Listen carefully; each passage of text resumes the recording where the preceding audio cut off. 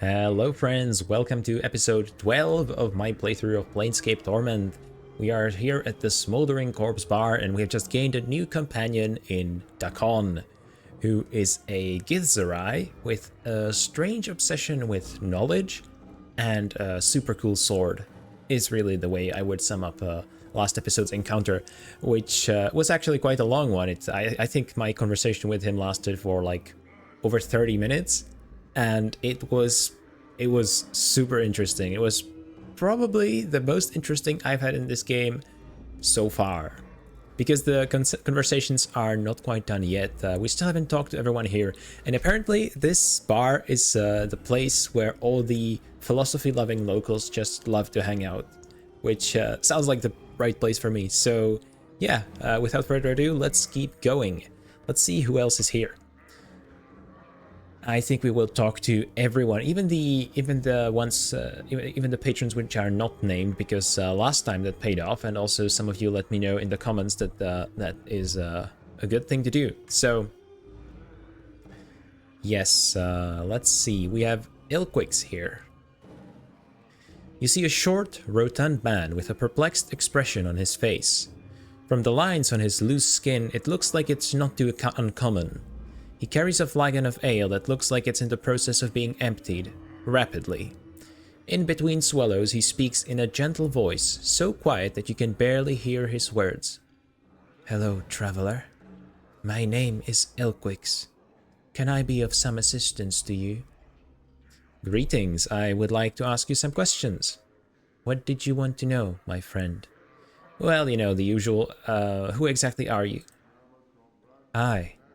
I am but a humble man with a slight flowery poetical bent and a tendency toward the supernatural." "I love you already." "I regret that I have none of my supplies here, or I should be most eager to teach you of the ways of power. Perhaps some later time?" "The ways of power? But you need your supplies for that."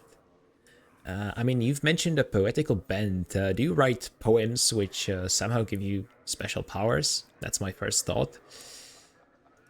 Yes, I'd like that. But for now, let's just ask some more questions. What can you tell me about this place? This place, the Smoldering Corpse Tavern. A fine establishment with a fine owner. Barkis is a true gentleman and ambitious to increase his standing to boot. These, I feel, are the most useful qualities one can possess. Barkis. So Barkis would be the owner of this establishment. Presumably this guy here, who I haven't talked to yet. Ambitious and a gentleman. Yes, useful qualities. What can you tell me of the patrons of this place? The patrons of this tavern are many and varied. I have spoken with most and find them delightful, with the exception of those creatures of law. He gestures toward the pair of Abishais sitting in the corner. They taint the air with their presence, lending an unwholesome stench to an otherwise pleasant environment. I recommend speaking to Barkis. I understand he requires some aid with a trifling matter. Then we have that O character, who is no longer there because he disappeared, unfortunately. I'm still trying to understand him fully. It is quite an undertaking, if I say so myself. Those are the folk of interest here. The others, well, perhaps I am too discriminating. Interesting, so he despises these Abishai specifically because they are creatures of law, which leads me to believe that this guy is more on the chaotic side. I mean, okay, when he said law, I interpreted it as the whole lawful good, neutral evil, whatever thing, which I just now realized that I should really Google the name for, because calling it this is it's not great. It doesn't roll off the tongue. I think it's like a thing from, actually, it's probably not from psychology.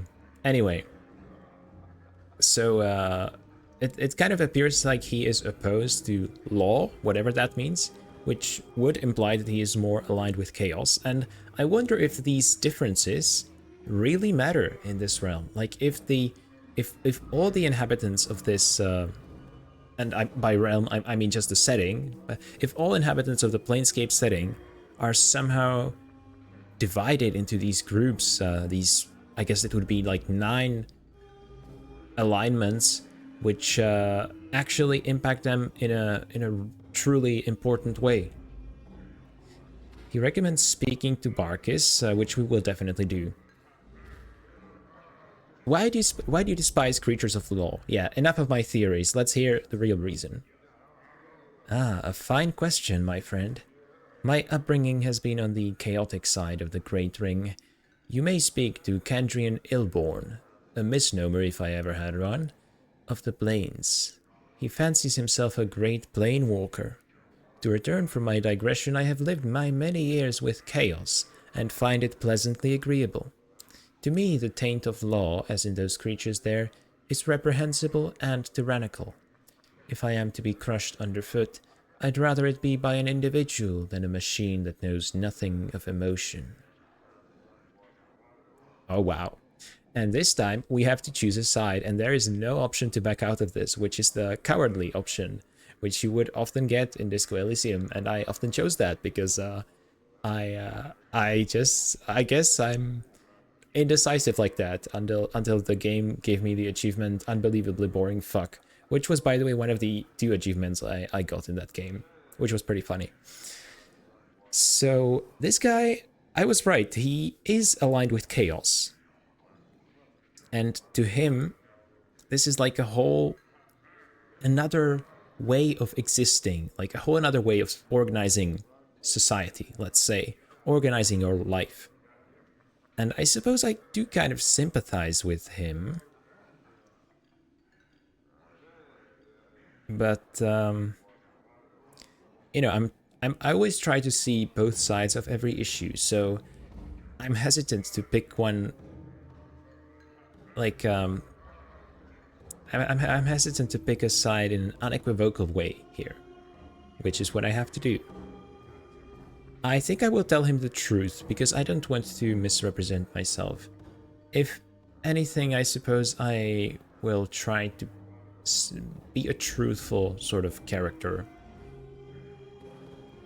Unless I think there's an important reason not to be, which I don't think there is in this case. You know? I don't know, do I want to go for law or chaos? Neutrality should also be an option. I mean, it is an option on the diagram, right?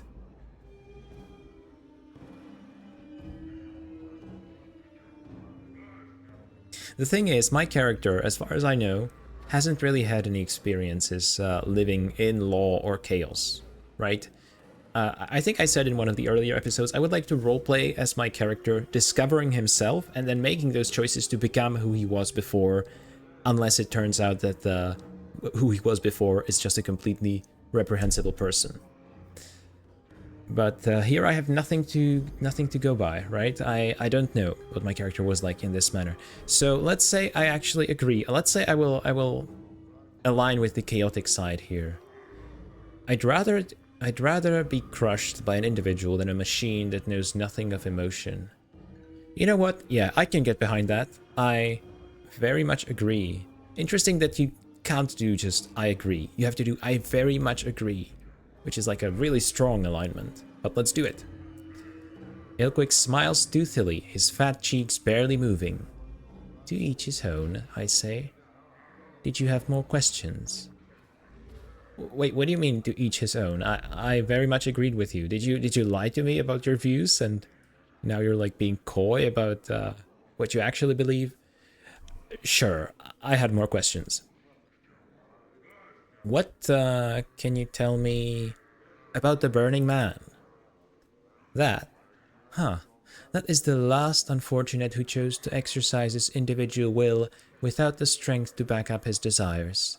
His name is Ignis, and he was a pyromaniac. He burned, and didn't burn the right people, and wound up channeling more raw power than he could control. Now, well, you can see what became of him. If you wish to learn more of him, perhaps that poor creature Drusilla can help you.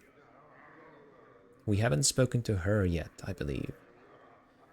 I see. I had some other questions, did I? No, but hang on. Let's go back. So, he says about choosing to exercise his individual will without the strength to back it up, which sounds to me very much like something a chaotic character, like a way a chaotic character would describe a situation, right? Because to actually live in a chaotic society, you have to be sort of powerful enough to not die, right? To me, the society of law represents a society which tries to protect everyone and which tries to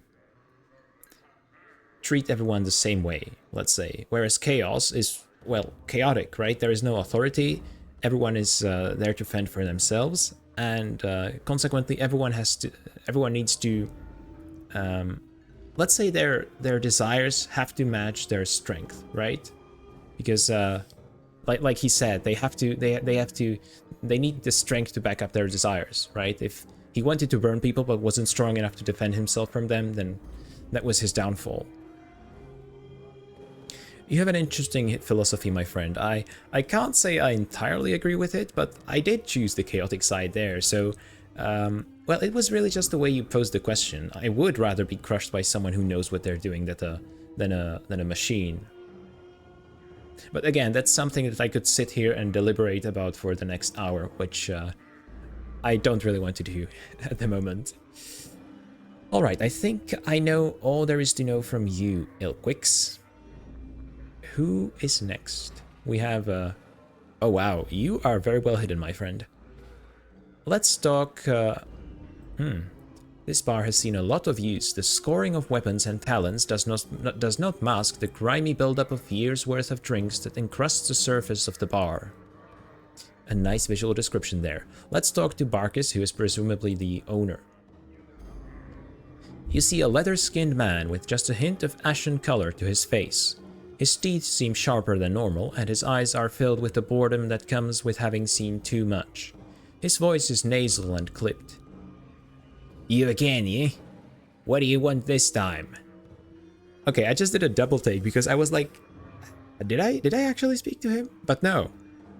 You again? What do you mean? Did I used to frequent this bar?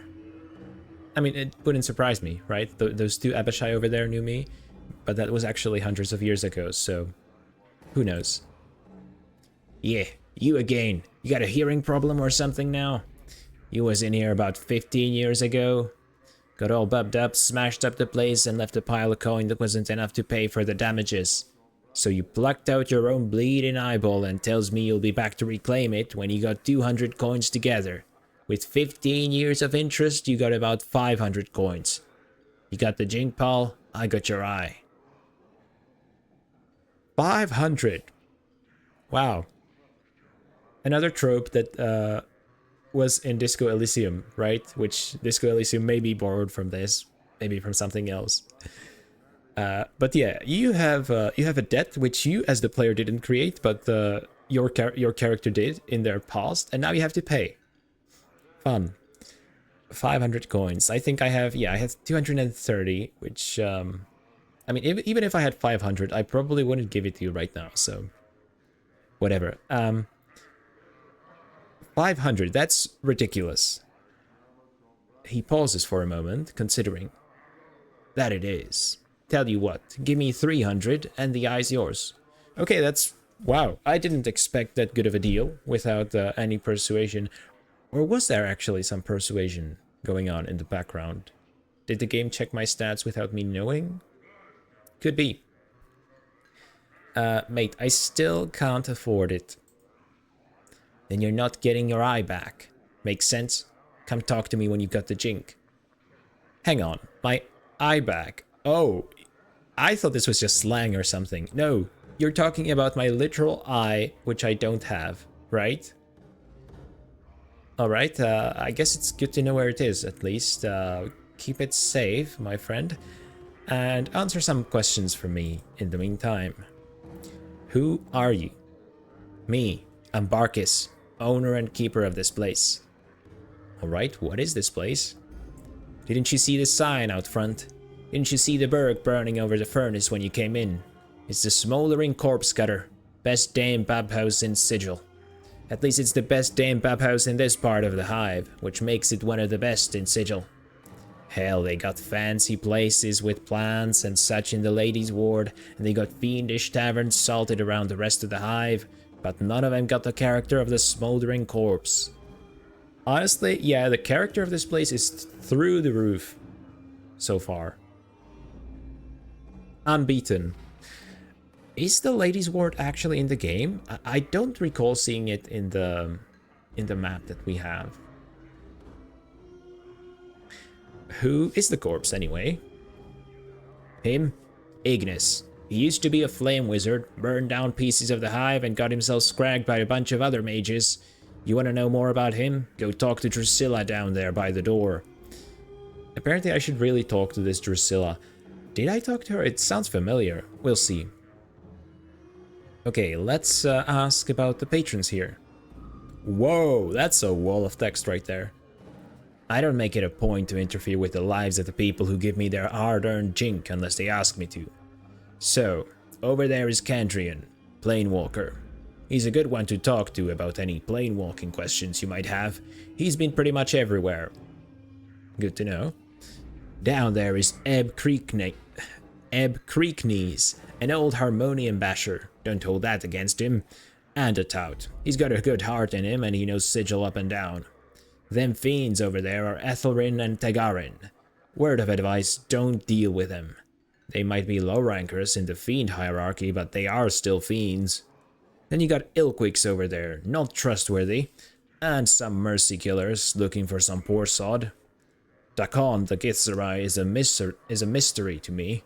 You know much about him, he don't talk much. Finally, you interested in earning some free bub? Oh, well tell me more. Yes. There's a bubber over against the far wall, hanging about in the shadows, who's been trying to work up her courage to slip out without covering her tab. I want you to make sure she don't do that.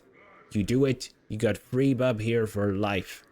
Oh wow, that's the sort of deal you don't say no to, huh? I'll do it. Answer me some questions first. Hurry it up, will ya? I got paying customers. That's fair.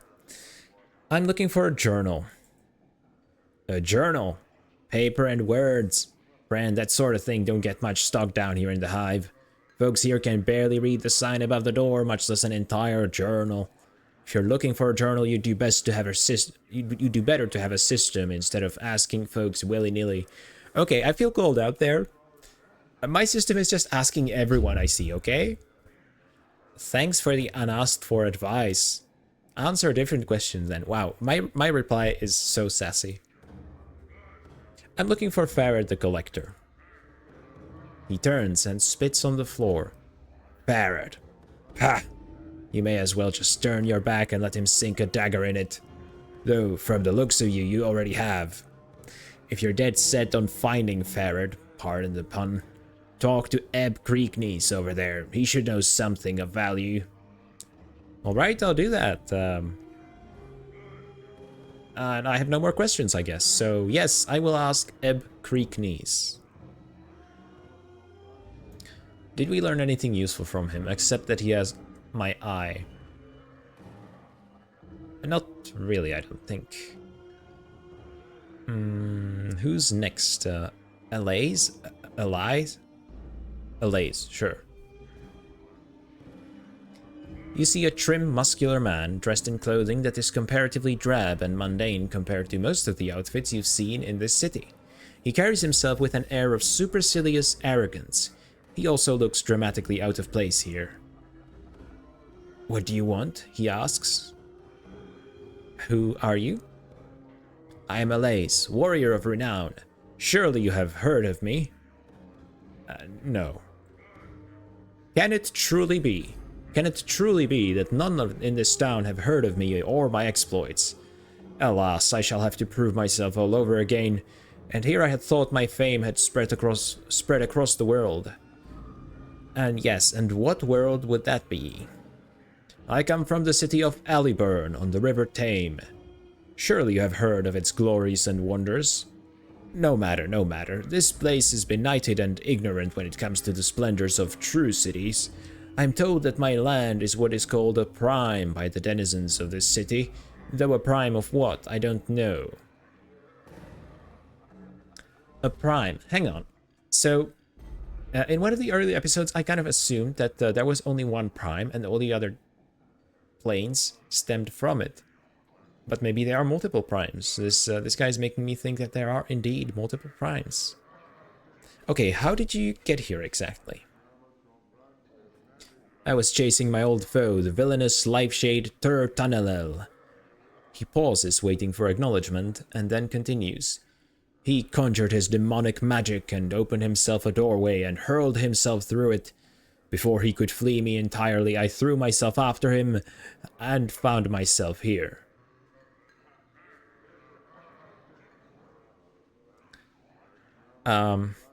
Well, I don't really understand the first reply. One of the Clueless. Have we heard of the Clueless? I'm kind of clueless myself as to the answer to that question. So I'll say the other thing. Although maybe I should say it for the lore, but it doesn't make sense to me to say it because I don't know what they are, but let's do it. Maybe we will finally learn. I get it, you're one of the Clueless. He bristles, reddening, and his hand clutches convulsively around the hilt of his sword. Clueless, is it? I take offense to your words, sirrah, and bid you farewell in the hopes that we should never cross paths again. He turns away from you, still flushed with pride and rage. Did I just fuck up? Listen, I wanted to ask you some questions.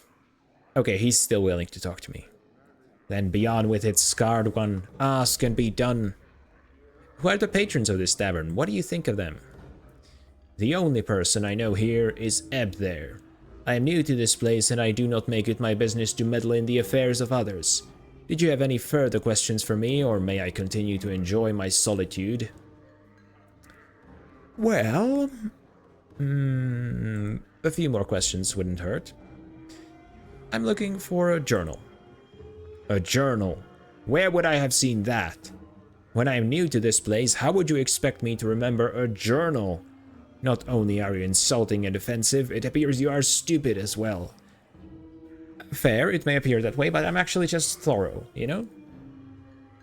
Let's just call it even on the insults now, shall we? Yeah, let's do that. Call it even. Not until you apologize, villain. He looks like he's just spoiling for a fight. Or shall I provoke you more? Alright, I'll just apologize to get it over with this guy. Then I suppose, as a point of honor, I must accept your apology. Very well. In return, I offer my apology as well. Let us set the matter aside and speak no more of it. Okay, this guy is like role-playing a warrior and doing an interesting job doing it, let's say. Could you answer some more questions? Have you heard of a collector named Farad? Well, obviously not, since you apparently know only Ebb, but you know, you might have heard somewhere.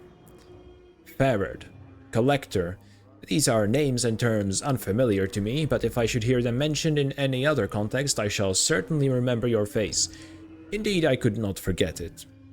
That's a diplomatic way of saying I'm hideous. Alright, farewell. Alais. Then we have Ebb Creekneys, who is apparently quite the important person. And we have Candrian, who is... hang on, where is he? Is he a ghost? Hang on, is he like a spirit? Is he here in his... oh, he's here in like an astral form, right? He is supposed to be the traveler through planes, maybe. So let's talk to him first. Okay, maybe he's not a ghost, maybe it's just the texture. You see a soft-looking man with gentle, far-staring eyes. He dresses in supple leather clothing and carries various implements of use and destruction about his body, such as ropes, spikes, tinderboxes, and empty vials of air. He looks half gone, literally. There's an insubstantiality to his existence, as if his existence had been partially leached away. He focuses those eyes on you, and suddenly you find them gripping and determined. Greetings to you, O Seeker. Gentle, far-staring eyes. I kind of glossed over the descriptions while reading them, so I gotta concentrate a bit here. Insubstantiality, yeah, that's what I was saying. Okay, I see. I was just like reading the first line, and it didn't appear like he was a ghost. So I was like, maybe I misinterpreted this, but no, he definitely appears insubstantial, partially. Gripping and determined. Okay, so it sounds like his essence had been partially leached away. Maybe it's being sapped in real time, and he's focused on kind of, I don't know, fighting against whatever is doing that.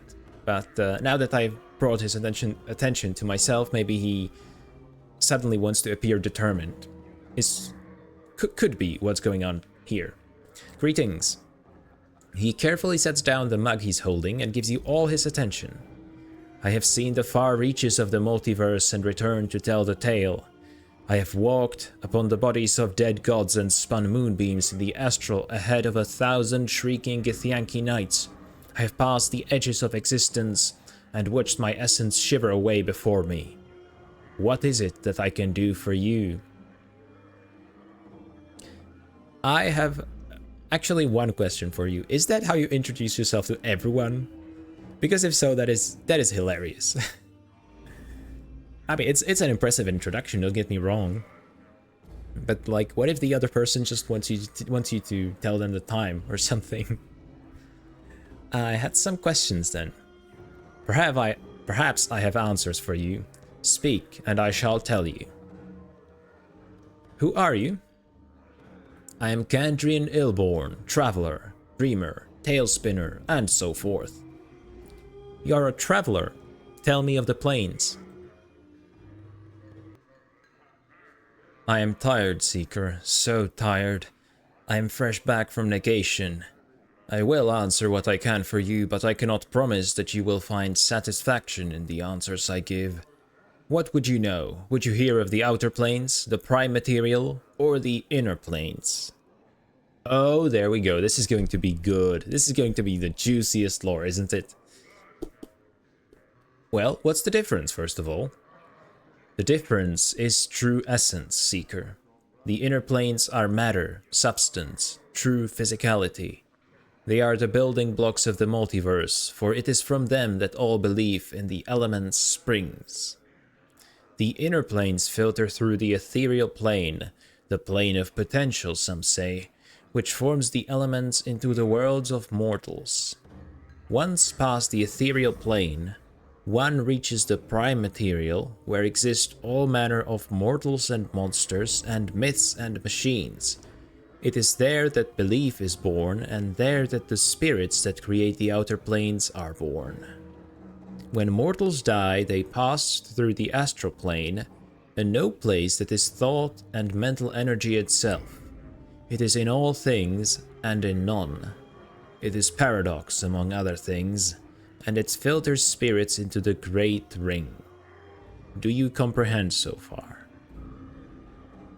Do I comprehend? Okay, we definitely gotta read that twice. So, the inner planes are substance. Alright, they are what truly... they are the foundational ones, let's say, right? The building blocks, yeah. And from them, all belief in the elements springs. So they are filtered through the ethereal plane, which is like, I visualize this as visualize it like as this I don't know, circle around the inner planes, the plane of potential, which forms the elements into the worlds of mortals. So yeah, so the inner planes engender belief, and the ethereal plane basically distills that belief into worlds of mortals, which is presumably where we are, although maybe not. We will see. So past the ethereal plane, one reaches the prime material.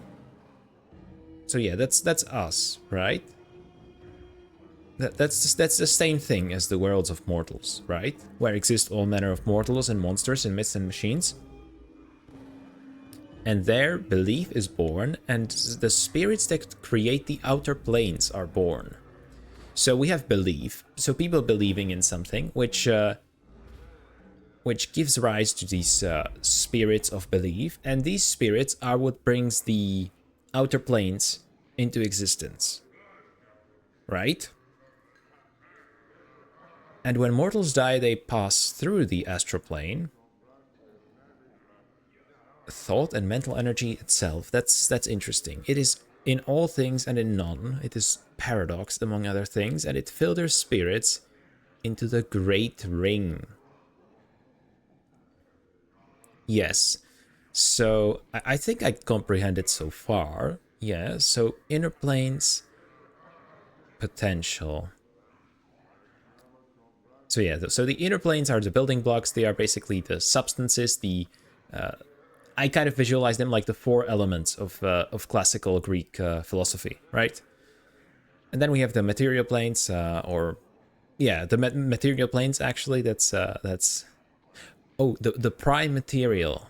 Oh, I see. Yeah, that's material. Literally stands for like the material planes here.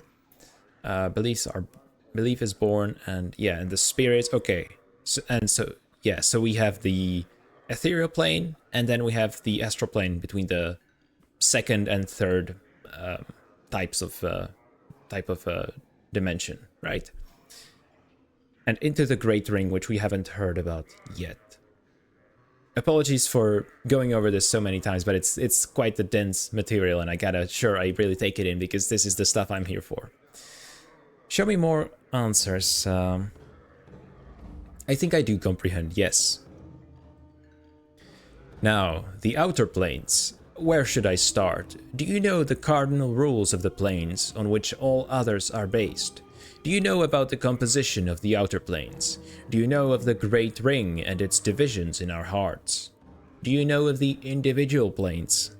Each of these leads to the next, and so it is best to start from the beginning. Alright, I shall follow your advice. The composition of the planes.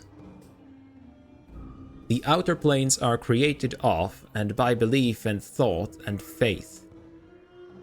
Wait, of and by belief and thought and faith.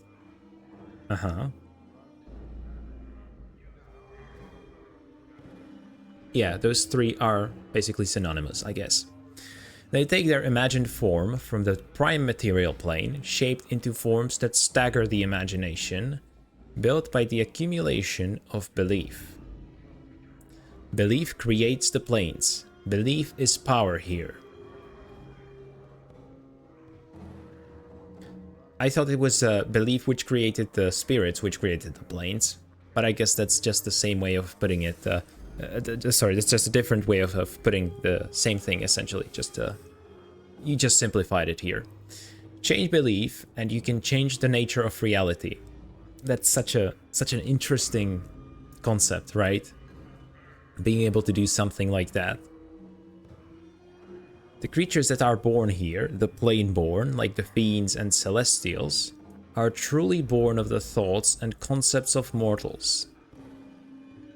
Hang on, when you say here, do you mean... I'm kind of confused by this. So the fiends and celestials were born in the prime material plane? Okay, I'm not sure I'm reading this right. The here specifically. But okay, the plane-born, like the fiends and celestials, are truly born of the thoughts and concepts of mortals. They each express some sort of ideal, and the more powerful the ideal, the more powerful the being. Thus, the being that symbolizes love is one of the strongest of all. So, are you saying that every type of thought and every type of concept has a being associated with it? Some of them are going to be, of course, minor, basically inconsequential. But every type of thought, well, that of course leads to the question, what is a type of thought, right? Because there are definitely different ways of categorizing thought. So I'd be very interested in hearing what this actually looks like in practice. Maybe we will get to learn. Yeah, so love is one of the strongest of all. Sure, I can accept that. Go on. That's why the powers, gods some call them, live out here. This is where all the faith in them comes. This is where they are at their most pure and most strong. Their realms are extensions of their very beings, manifestations of their godly essence, all of it informed by belief.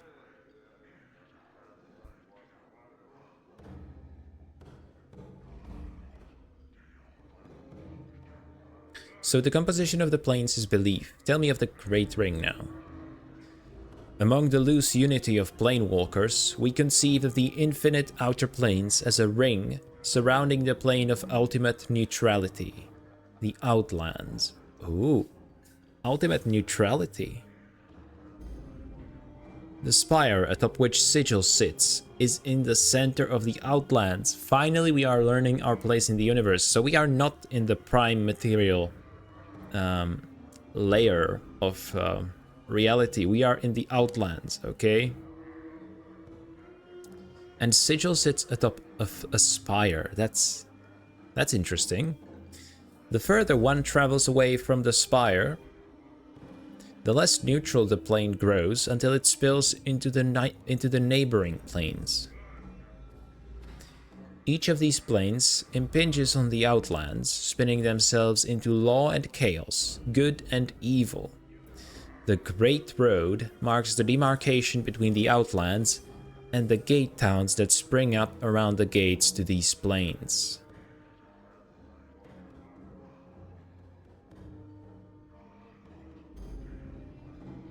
Beyond the gate towns lie the hinterlands, uncharted territory that is lost to history, that loses thought. Danger lies in the hinterlands. Alright, this is so we are in the place of perfect neutrality, and the further we get away from it, the less neutral it becomes, and it sort of splits into these different concepts of law, chaos, good and evil, and their varying combinations, right? Demarcation between the Outlands and the gate towns, around the gates to these planes, and beyond the gate towns. So we have something even beyond the gate towns, namely the hinterlands, where danger lies, and the fact that he's telling this to us undoubtedly means that we will get to see them in this game, right? Just a thought, but it seems quite likely to me. Go on. The outer planes differ by morality, not substance. For you, we'll divide the planes into 3 sets: the upper planes of good, the lower planes of evil, and the boundary planes of neutrality. These are then divided further by law and chaos, with the Outlands in the middle. Which of these interest you? Well, naturally, all of them. Let's start from the top. Of the upper planes, there are the neutral planes, the lawful planes, and the chaotic planes. What would you know? Interesting that we are meant to start with the neutral, but sure, makes sense. The neutral upper planes contain the Beastlands, a place of neutrality and goodness, with a slight tinge of chaos, where the animals rule in the eternal noon and night. They hold Bytopia, twin paradise of industry and labor, where all work toward the good of all, and Elysium, the sweetest plane of goodness and calm I have ever come across. Alas, right now I am not well enough to enjoy any of their restorative effects. What would you hear of now? Beastlands. The animals rule. Industry and labor walking toward the good of all. Hang on, what do you mean neutrality and goodness? Isn't neutrality like the opposite of goodness, or am I mixing things up? Oh, goodness with a slight tinge of chaos. Alright. Man, I'm gonna have to rewatch this footage so many times just to really understand all of it. This is some crazy shit here for a video game. I love it.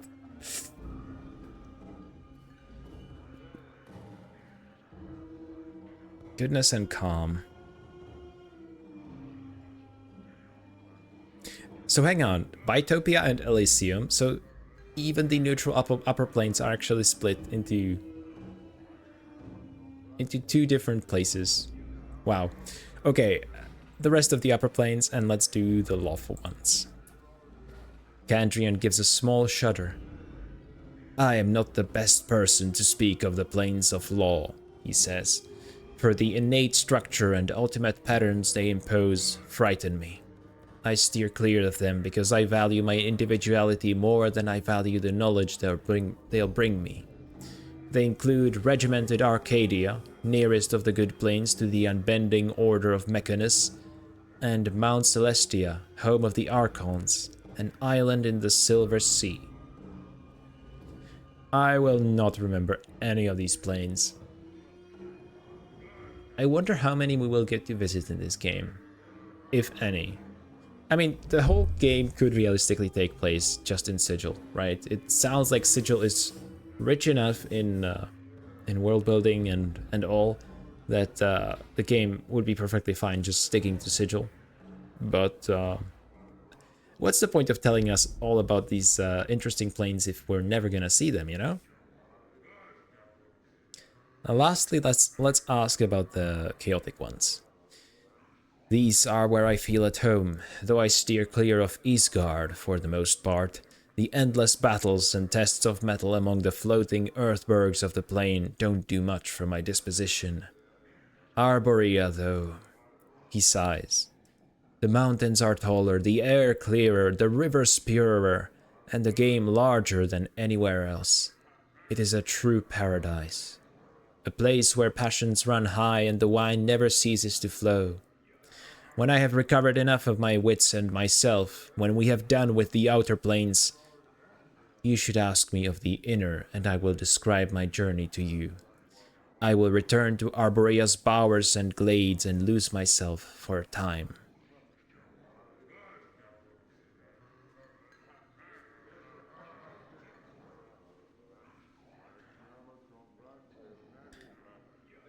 Sounds like his alignment really just... Again, the alignment really matters in this game, because it just... The places don't even feel right to you if you're in the wrong place for your alignment. I feel like I should have so much more to say about all of this, but it's a lot of work to just take it all in.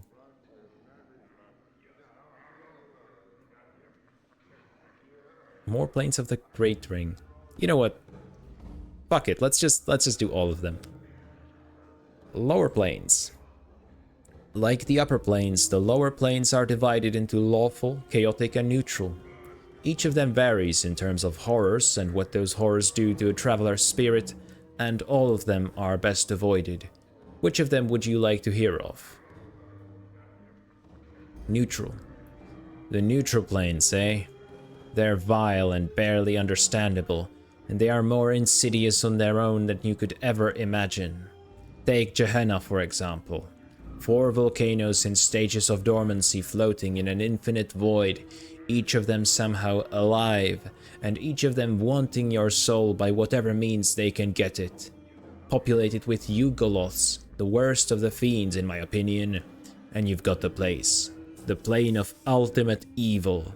At least that's what they called it. Is the Grey Waste. A no place that drains color from your body and spirit, stealing away even your apathy. And it's the site of the worst battlegrounds in the war down there. Don't get me started. Then you've got Carcery on the chaotic side. And great, this section has even further topics to ask about. Gehenna. Gehenna is like the Arabic word for hell, right? Or the Arabic concept of hell. Correct me if I'm wrong.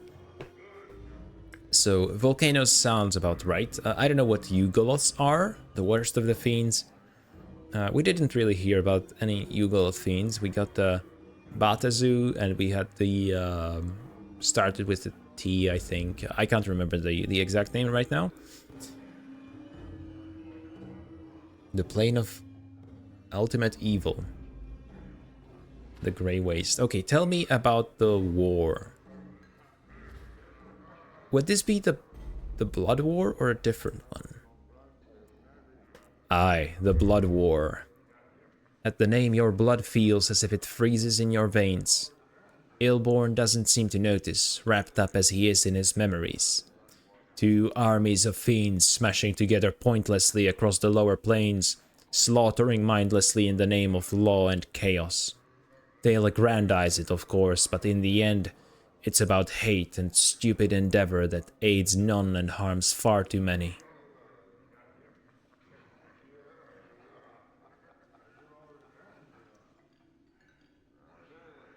So it's just because of law and chaos. That's it?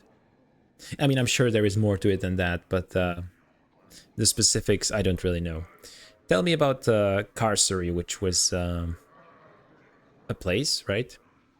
Ah, Carcery and its poisonous jungles, acid swamps, destructive waters, strung like a string of rotten pearls nestled within one another. He pauses and looks at you carefully, again fixing you in place with his eyes. Remember this, Seeker. Carcery is a prison, home to the Garreleths, one of the most dangerous types of fiends there is. Yeah, it just now occurs to me that Carcery sounds like cárcel, which in Spanish is prison, right? Even in English we got words like incarcerated, so that's probably why it's called that. Garreleths. The strength of the prison is the strength of the captor, as strong as the prisoner lets it be. Oh, that's interesting. Destroy the prison keeper and the body can escape the red prison. There is almost no other way out, not when the gates close themselves against you and watch you spin off into the vast space surrounding the orbs. Be wary of Carcery, traveler, for its bonds can be greater than flesh. I don't understand this exactly. The strength of the prison is the strength of the captor. Okay, I understand that, but as strong as the prisoner lets it be? What does that mean?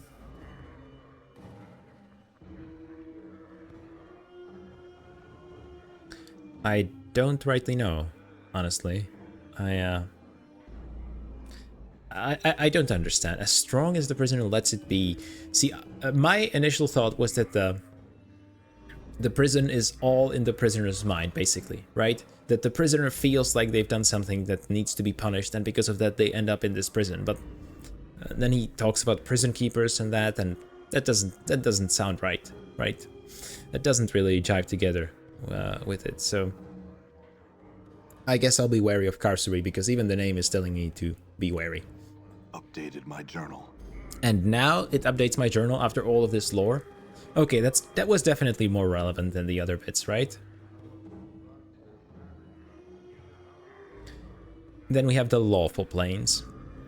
As much as I detest the order of the lawful upper planes, at least they present a modicum of goodness. Their lower planar counterparts, though. Acheron's a place of ricocheting cubes that never see an end to battle, swarming with the souls of dead humanoids. Beator. He shivers involuntarily. Beator is a place best avoided. Those Batazu, the fiends in the corner there, are but the merest expression of the deviant corruption embodied in that soulless machine of order. If you want more, talk to them, but remember, all that is bad about bureaucracy and order originates from Beator, and it spreads like a stain across the hearts of mortals. Though there is some knowledge to be found there, it is rarely worth the spiritual rape the plane inflicts. Wow, he really hates this place. Ricocheting cubes, souls of dead humanoids, and Beator, deviant corruption, soulless machine of order. Sounds like quite the place.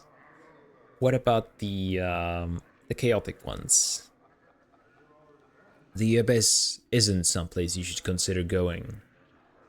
Ah, that's what the Abyss is. See, I was speculating in the last episode, I think, about the Abyss being like a real world because of what the main menu says. I kind of knew that wouldn't be the case, probably, but it's fun. It's good to finally have it confirmed what the Abyss is, right? Where Beator is all orderly, the abyss is full of chaos and change, and none of it is pleasant. When it becomes something that approximates normality, that's when you should be most wary of it. It's home to the Danari, what most primes call demons, and they've got that name for a reason. They are unpredictable and murderous, and the few you can trust are few and far between. The few I have met who I'd trust, I still don't trust entirely. They are the creatures of chaos and evil incarnate, and if they're putting on a friendly face, who's to say it's not part of a larger agenda? Tanari. So yeah, by the way, you guys told me in the comments that I really shouldn't be calling those fiends over there demons, because they wouldn't like that. And yeah, it seems that that they are more from the lawful side of the planes, so they would be fiends. I believe fiends is like the proper term for them, whereas demons are unpredictable and murderous. Okay, and you should never trust them.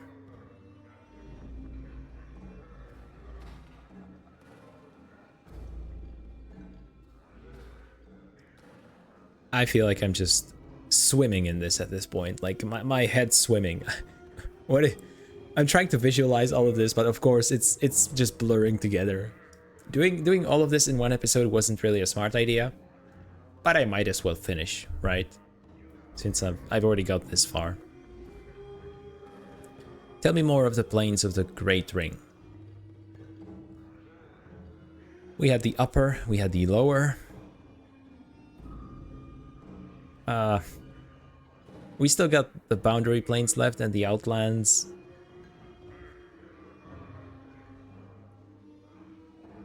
You know what, let's I'm kind of hesitant to do this today.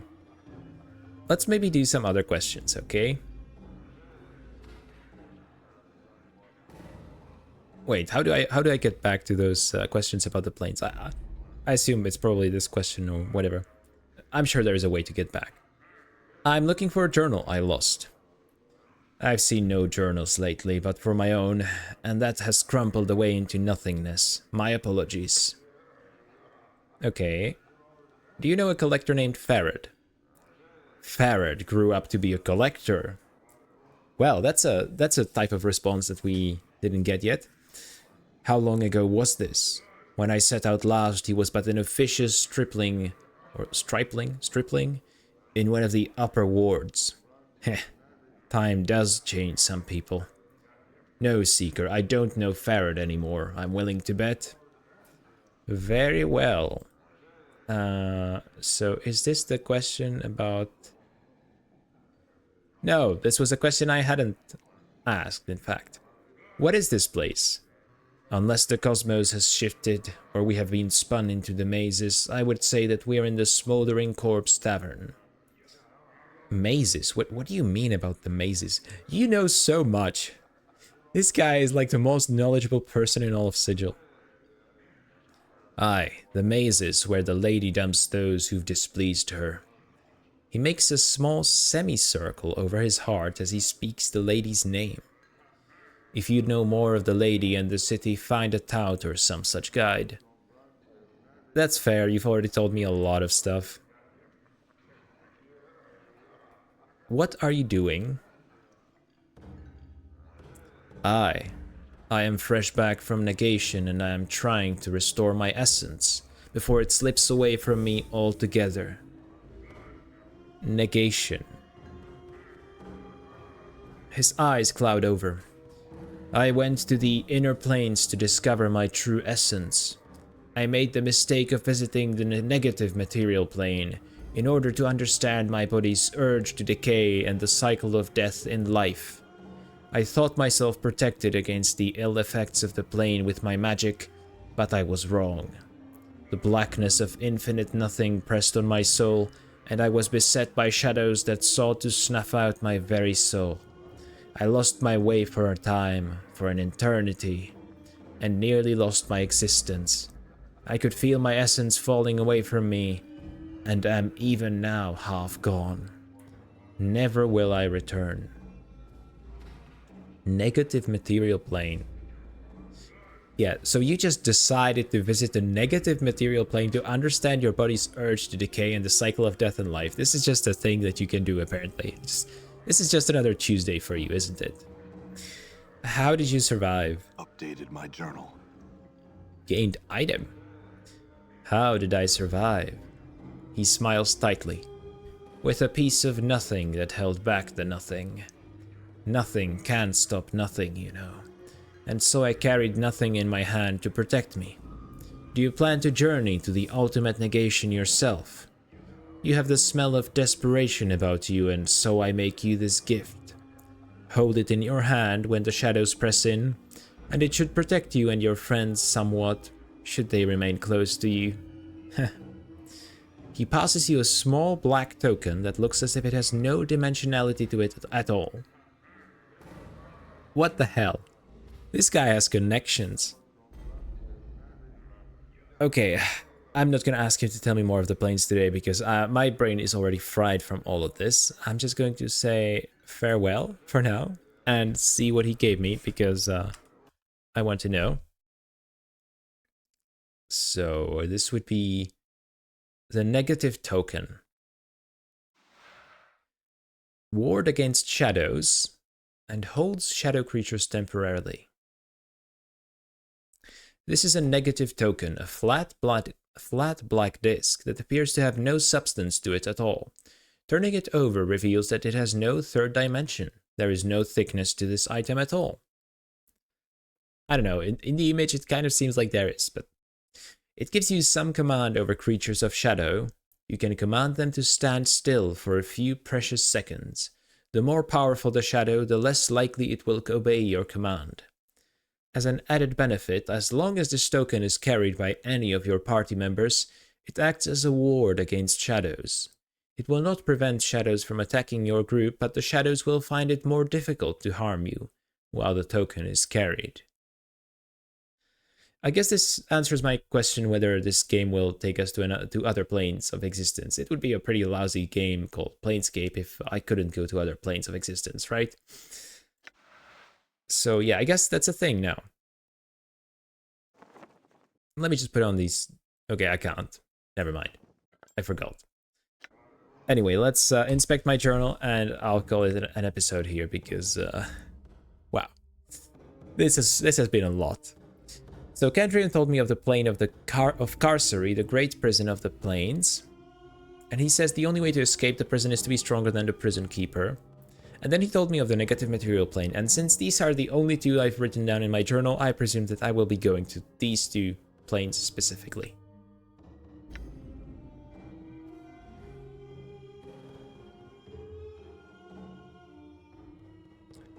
And apparently we have harlots in our journal now.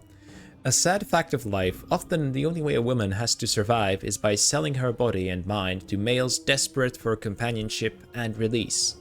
It's an unfortunate commentary on the hive that so many prostitutes litter its streets.